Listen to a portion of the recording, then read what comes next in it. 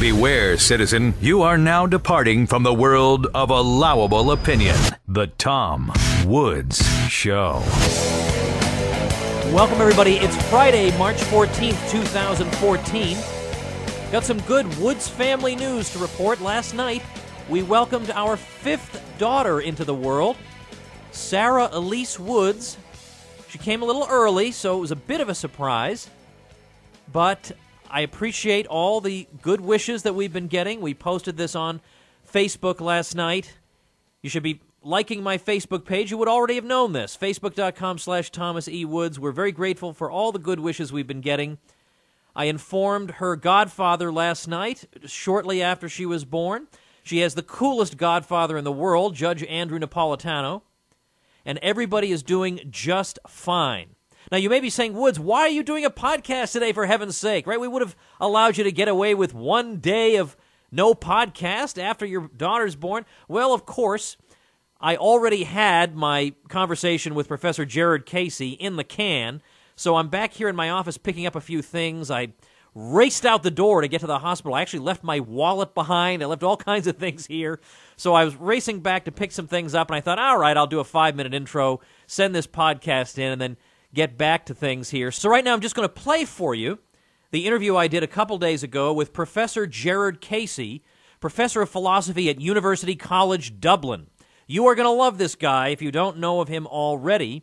He's the author of numerous books, including a book on Murray Rothbard called Murray Rothbard. It's for a series on 20th century philosophers. We're talking to him today about his book, Libertarian Anarchy, Against the State. Professor Casey also teaches the history of political thought from a libertarian perspective and introduction to logic over at mylibertyclassroom.com. So I'm going to turn it over right now to myself talking to Professor Casey. Professor Casey, thanks for joining us today. Not at all. Thank you very much for having me. Libertarian Anarchy, that is quite a provocative title, so you're going to have to justify that for us. That's going to be a scary title for some people, so I don't know if you can de-scarify it or if by explaining it you'll make it more scary still, but why don't you give it a shot? Well, which of the two words is the scarier? I suppose the anarchism one is probably the scarier of the two. So let me start with that one. Anarchism sometimes conveys the impression of kind of late 19th century bearded Russians is stalking around with kind of bombs, with fuses lit and ready to throw them at people to destroy. There certainly was some of that in the late 19th century, not as much as people think. But anarchism for me simply just comes from the root words, Greek words, meaning without rule. And so anarchism means any system of organization which functions without somebody, if you like, above you, without your permission, telling you what to do. It's very simple. So not scary. And libertarianism, as the name suggests, is simply suggests that liberty or freedom is a foundational condition without which we really can't take responsibility for our actions at all. Certainly, children and people who are not mature, wouldn't necessarily be fit subjects for liberty, but any adult human being should be free within the bounds of not upsetting other people. I don't mean upsetting other people, but not actually aggressing against other people to do whatever it is that they wish. So that's it, libertarianism and anarchism. Now, I think somebody hearing that might say, that's all well and good, and I agree with the idea of not aggressing against people. That's fine. But then they'll have many objections, and some objections will be, how could people on a voluntary basis provide this service or that service? How could they provide this good or that good? There would be a lot of specific objections, but one objection I bet you get quite a bit is that you can't have a society without law. They will go from the idea that you're promoting anarchism to the idea that you're promoting a lawless society. What's the fallacy there?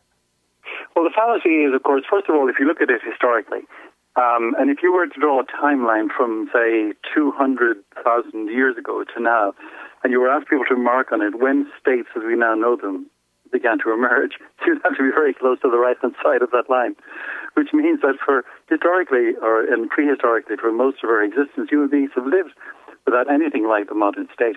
But of course, they have not lived without laws, because laws have emerged through custom and habit and the social mores that any group of people living together naturally develops. The idea here is, I think, similar to the idea that, let me put it like this, I think we can make the point clearly like this. Our languages, our natural languages, are such that no one person created them, right? They're not the creation of any one person. When we come into the world, we find ourselves in a linguistic community that already exists, and so you can't simply reinvent English from scratch. But the point is that human beings have always spoken, even though no one ever, if you like, dictated what. There was no sort of Académie Française for English dictating how it should emerge. Similarly, human beings have always lived together, and they have always lived in society, and they have always lived according to rules, with laws and customs, without there being a state around to enforce it.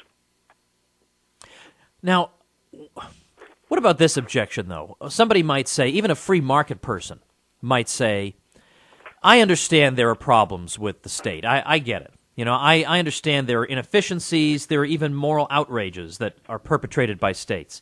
I'm fully with you there.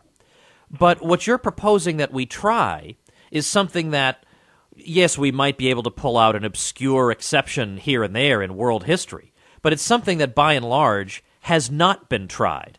And it sounds like a system devised by philosophers in their studies. And why then, when I at least live a tolerably acceptable existence, I live a much more comfortable existence than my ancestors have lived throughout all of history, why should I fiddle with that? Why should I fool with that? Why should I chase after an untried, untested social system when, yes, for all the outrages, for all the inconveniences, for all the terrible aspects of the state, you know, look, at least it sort of works. Yeah, you persuaded me. I've given up my anarchism. Okay, what else can we talk about?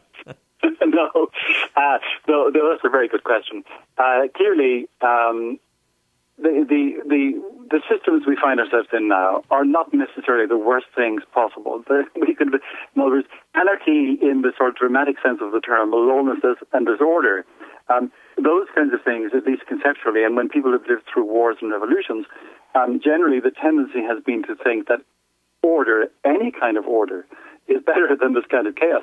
That's why, for example, one of the reasons why you find Thomas Hobbes writing is Leviathan, right? Because his personal circumstances were such that he lived through a very disturbing period of time. And so in the 17th century, this is commonly what people would have thought. But you will remember, you talked about, if you like, how well off we are. But if you think about it, almost all of the wealth and we have and enjoy is not created by government.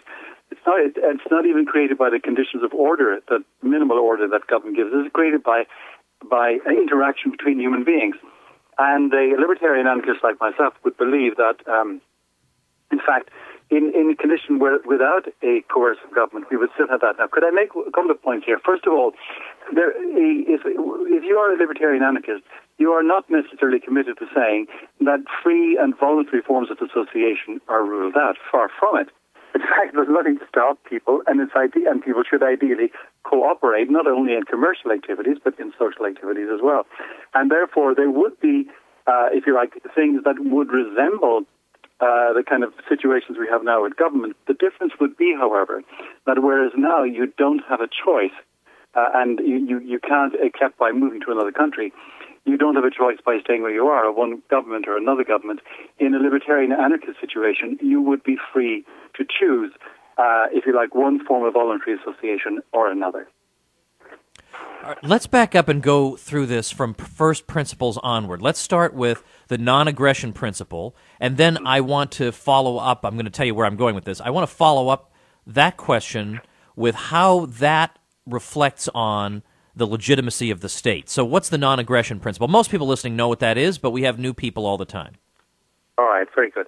Well, the non-aggression principle, as I stated in the book, says something like this, that no one may initiate or threaten to initiate the use of coercive physical violence, which short term for that is aggression, against the person or property of another human being.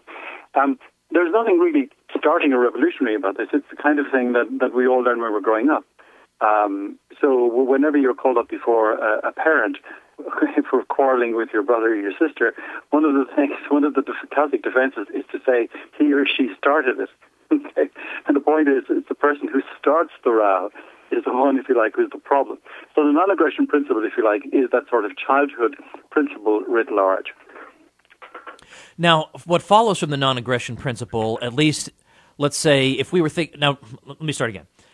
In the Lockean formulation of rights and civil society, he doesn't use the term the non-aggression principle, but he is sort of groping towards something like that you have certain natural rights, they're not bestowed on you by governments, etc.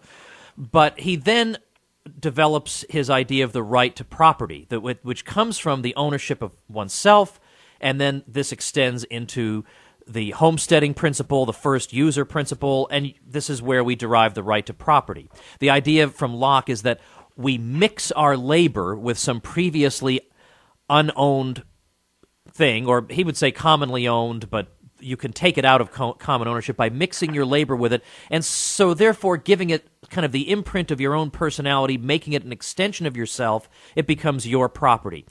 I want to just ask you parenthetically about this.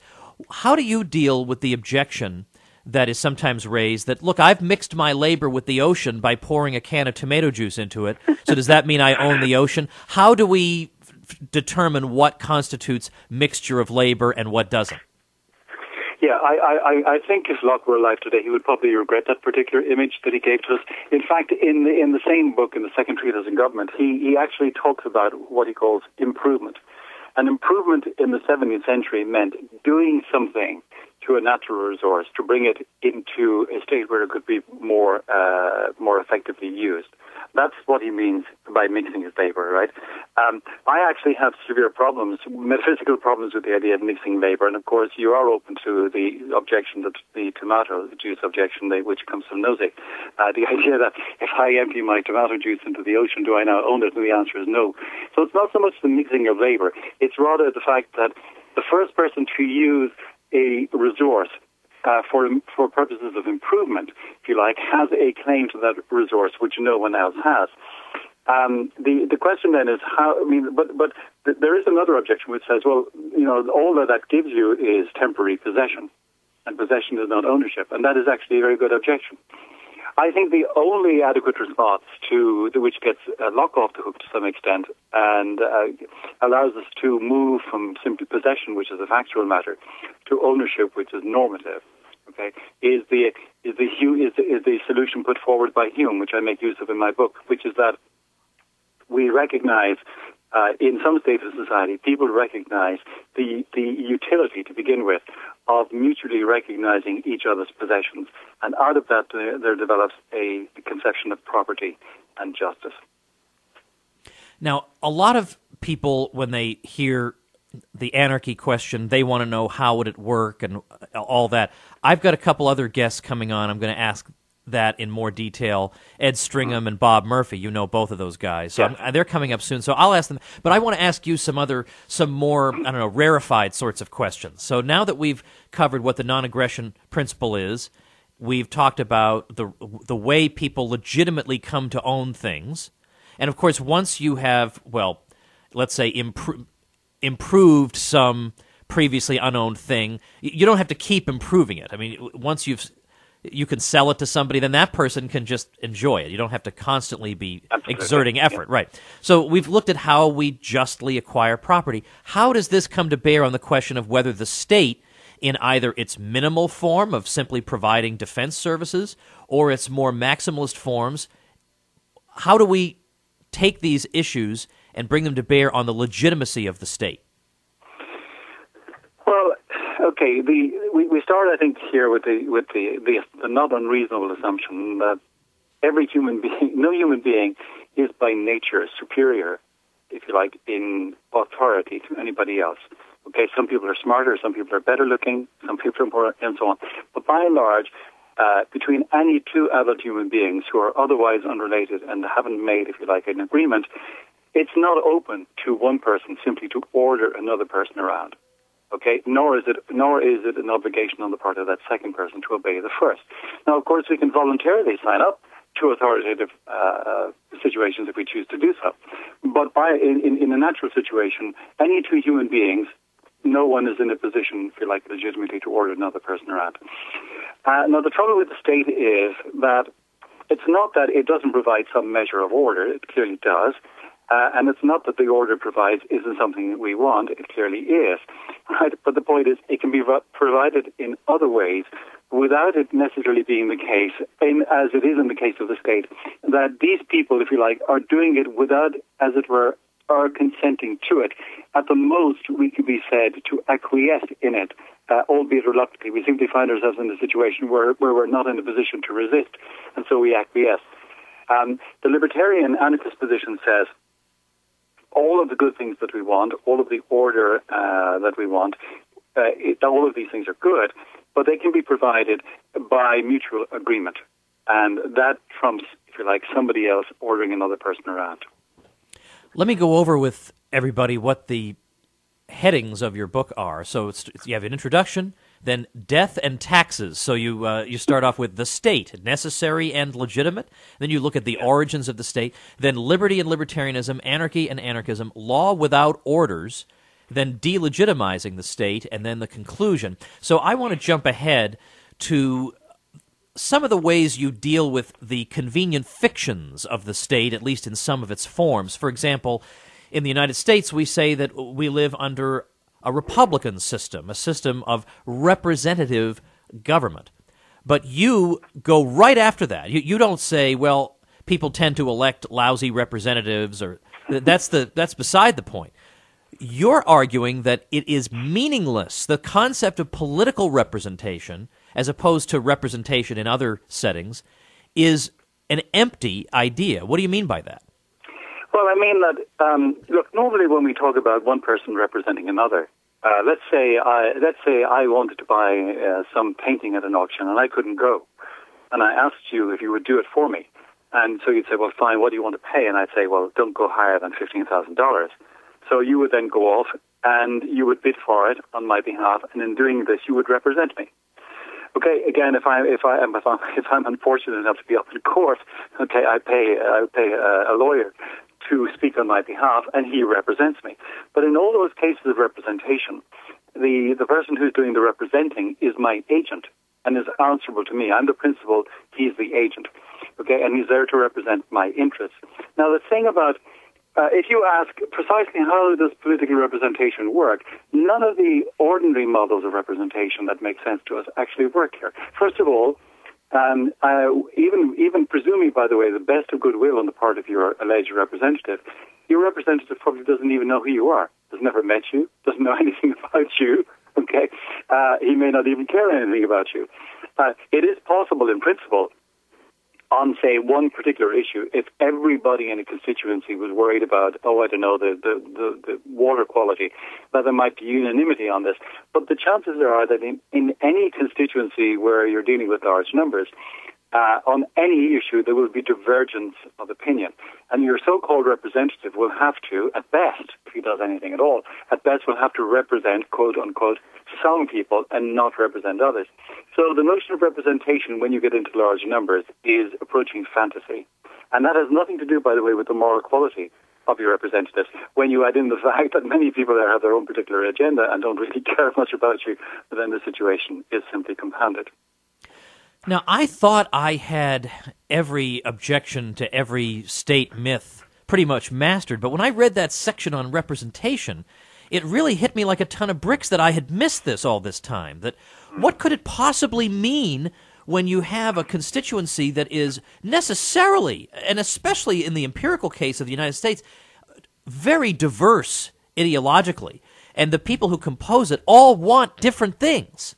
And the representative, so-called, doesn't even know the agents, doesn't even know what their varying views are, and then he's going to in some way represent them.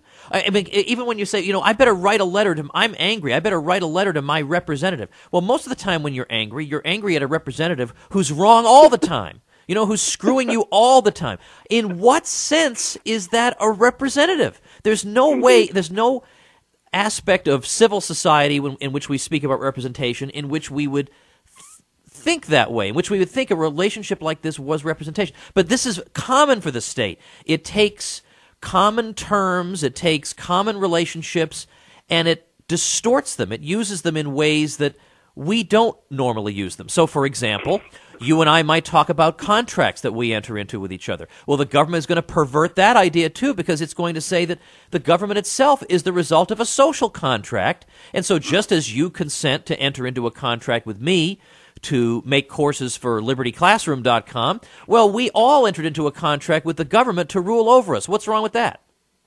Well, there's a number of problems. One, it never happened. Okay. If you want to be a nitpicker. But leaving aside the fact that it never happened, I mean, it is possible to argue, for example, that people can enter into a contract through a course of conduct. This is standard legal theory.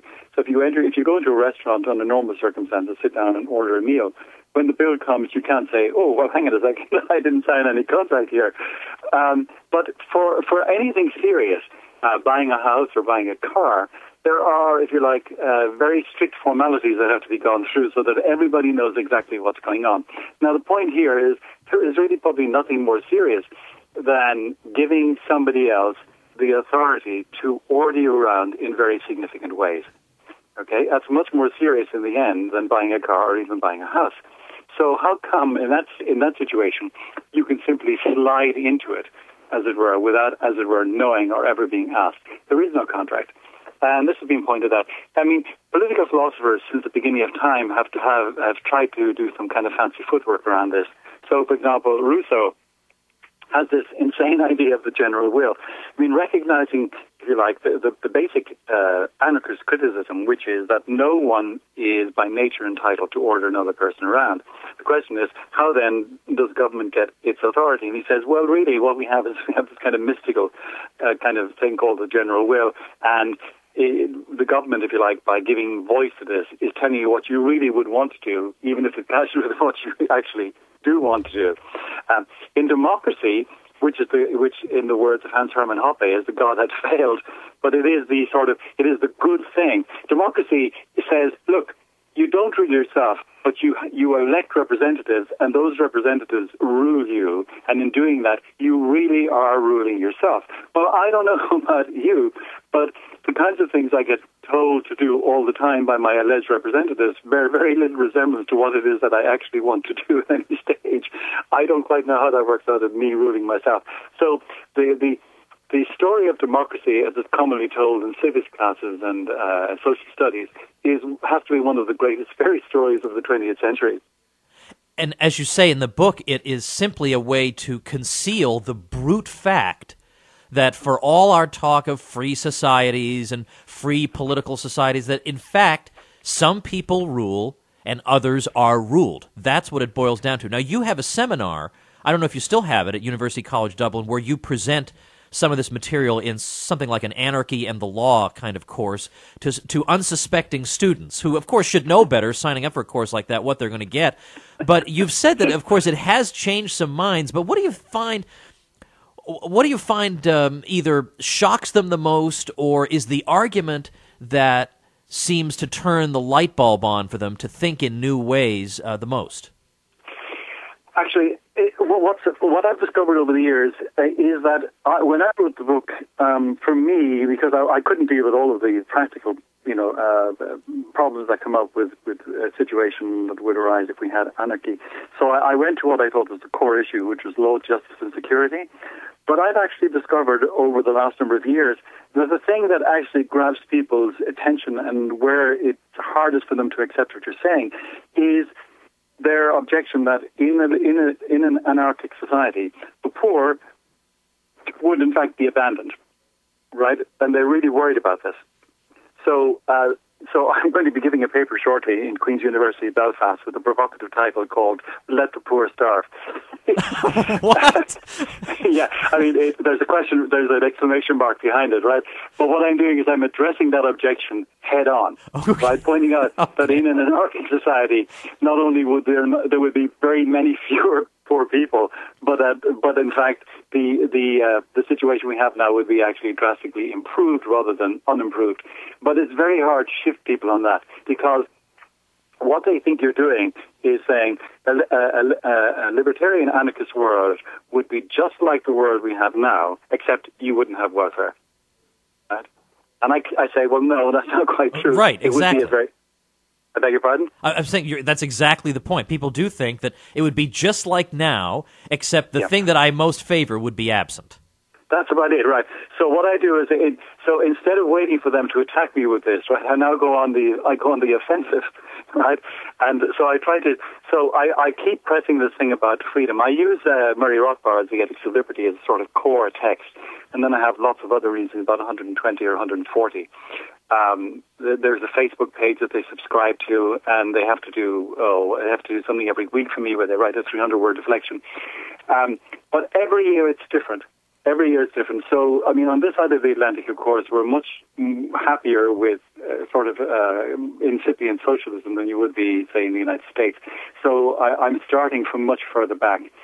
I would say that out of an average class of about 50 students, at the end of the semester, probably around 10 would have moved closer, significantly closer. Maybe 4 or 5 would have sort of gone more or less all the way. And the rest would be kind of sullenly indignant. Okay. Well, that's better than nothing. Better than nothing.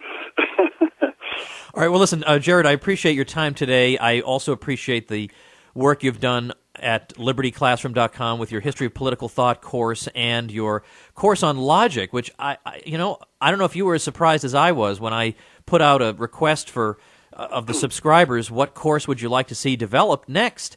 And overwhelmingly, people said we want a course on logic, and I would never have guessed that, but I thought, look, if that's what the people want, that's what we're going to give them, and I thought, well, Professor Casey is the one to do it. So I really appreciate that, and I also appreciate your time, your book, Libertarian Anarchy. It's provocative and fun and interesting. I hope people check it out, and I hope we can talk to you again soon. Very good. Thank you, Tom. All right, everybody, I hope you enjoyed my conversation with Jared Casey.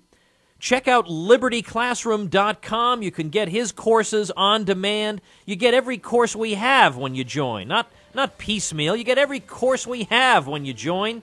And you get a discount with coupon code SHOW in all caps. Next week, what's coming up? I don't know. I have no idea. I just had a new baby here, enter the family. I'm a little bit discombobulated. I know Joel Salatin's going to be on sometime next week, but just tune in and find out. Subscribe on iTunes. We'll see you next week. Thanks for listening. The Tom Woods Show.